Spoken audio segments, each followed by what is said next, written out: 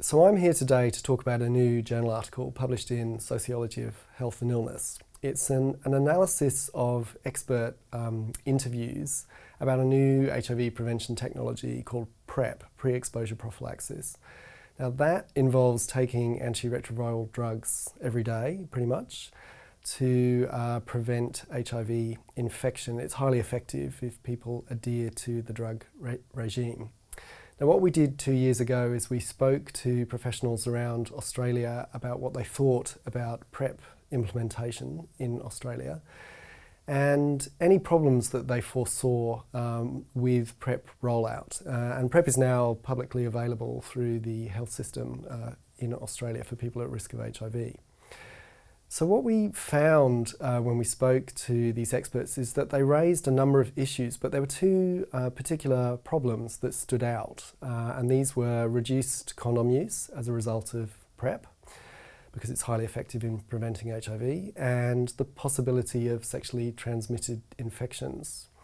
And so what we did in this paper is we used a form of post-structural policy analysis developed by Carol Backey to look at how these problems were constituted in the interviews and by the experts. And we found three main stances. One was a fairly negative stance, which we called a concerned and alarmed stance, which foresaw that these problems, reduced condom use and STIs, could lead to some serious public health issues in Australia. And they drew on a mixture of sort of clinical observation, epidemiology, and their experience on the ground, particularly in clinics that were implementing PrEP.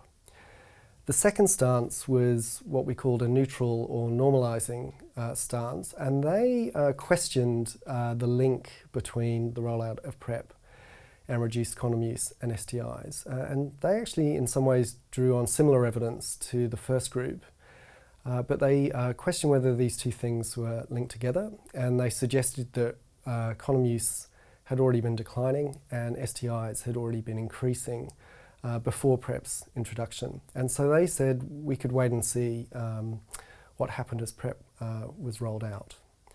The third group were more critical, and they were also more optimistic about PrEP and its linkages to reduced condom use and STIs. They in fact suggested that PrEP might be a really good way to engage people in sexual health services and increase STI testing.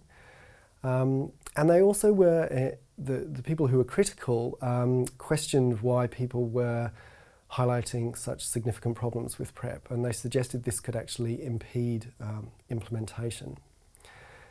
So overall, when we looked at these three stances, one of the things that was interesting was that we thought that the way evidence was performed in these accounts was fairly selective, and all of the accounts had weaknesses. So the concern and alarm stance was really highlighting unusual and catastrophic events that there wasn't much evidence for.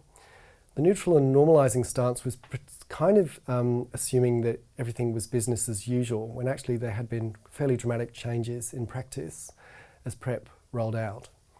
And the optimistic stance in particular was also positing a future scenario which there was little evidence for, particularly the idea that increased STI testing would lead to declining numbers of infections. So in conclusion, we decided that in this period of change while PrEP was rolled out, people were fairly uncertain what would happen with condom use and STIs, but in our recommendations, we encourage people to be more careful about the way they constituted problems in relation to PrEP, because we think if this is done too negatively, it could actually really put people off coming forward to consider taking PrEP. And that would be a really negative outcome in this significant period of change in HIV prevention and sexual health.